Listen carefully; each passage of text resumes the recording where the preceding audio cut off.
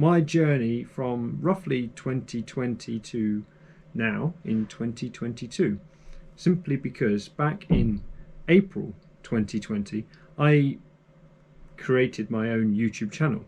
It was suggested that I did it for quite a while, and eventually I got to the point, I think it was through the beginning of that first lockdown came around, or COVID came around in March 2020, and yeah, naturally April wasn't far after. I think lockdown was just beginning, and of course being sat at home, if you have a mobile phone, a tablet, any form of camera, if you are a full-time photographer, you're safe. If you can do something from home as a hobby and that passes the time, and also you can enjoy, I took the advantage of having spare time to put together a YouTube channel and record content. The thing I found most was at the start, when I created Nick's Hobbies and Interests YouTube channel, I didn't actually know what I wanted to do with the channel. I just knew I wanted to share what I was passionate about.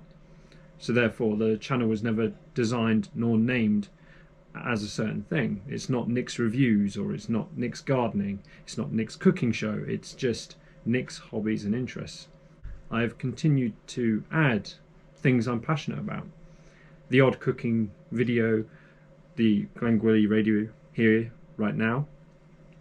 I have done a house makeover project, which is currently out of date. I do need to upload more content in that format as such for that project. And then of course I had a model railway, and that naturally was where my YouTube channel started. Along the ways I did start collecting and buying things and reviewing them, including artwork, figures and collectibles, some movie exclusives as well. And naturally through my progress through this journey on YouTube, my content has switched up. Some things have been deleted over time because I've looked back and thought, no, that just didn't take off, there was no success, there was no real value to it, let's just wipe it off the record. And then there are other videos that I'm embarrassed to say I did back then. When I put my YouTube channel together, naturally I had to start somewhere, so I created the YouTube channel. But then my first video actually was published on the 22nd of April. And it was a simple idea that it's an introduction video. It introduces the audience or viewers to me, Nick. On the left of where I was sat was a cordoned off room that I had built a train set in. And I say train set because there was no scenery, it was just a laid track. Behind me was originally 2 desks, a couple of chairs and pinboards. You see, at that time in my life I was planning to get into my writing. It was one of those things I stopped for a day and never got back into it. At one point I was doing really well, but yes, it slipped away from me a little bit. It's still up there in my mind. Every now and again I have an odd thought and I think, oh, I must write that down, and I do. I write down and make little notes of what story ideas I've had and where I might go with those. But it is a natural thing of not actually sitting down and really putting some time into developing an idea into a story or a novel, or even more a franchise of novels.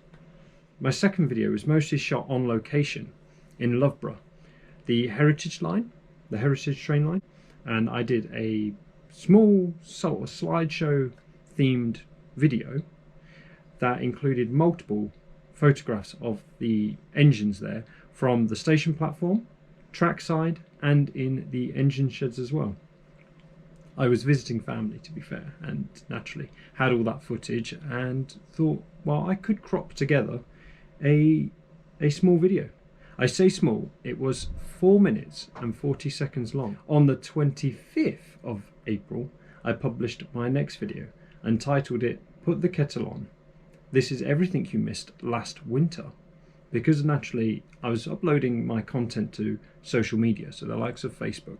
People through social media were naturally able to watch my progress on the train set.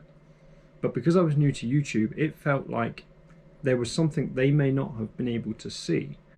So that all took place down in the cabin. That was all pre-recorded, everything from winter, and just cropped together, edited some bits out where I was just wasting time or waffling, and then basically molded them all together. and the video's length was nearly 13 minutes long. I tried to avoid putting, when I put my videos together, I tried to avoid doing any video too long. But unfortunately, when you are, let's say I'm reviewing a figure or a collectible, sometimes you can't help it. No matter how far back you go, no matter how many hours you put into editing it, trying to crop out every little time-wasting moment, it's amazing how much time you actually spend describing something, whether it's the weight, the color, the paint application, how it works, how it doesn't, what's good, what's bad. If you're not brief and to the point, and it's amazing where the time seeps away.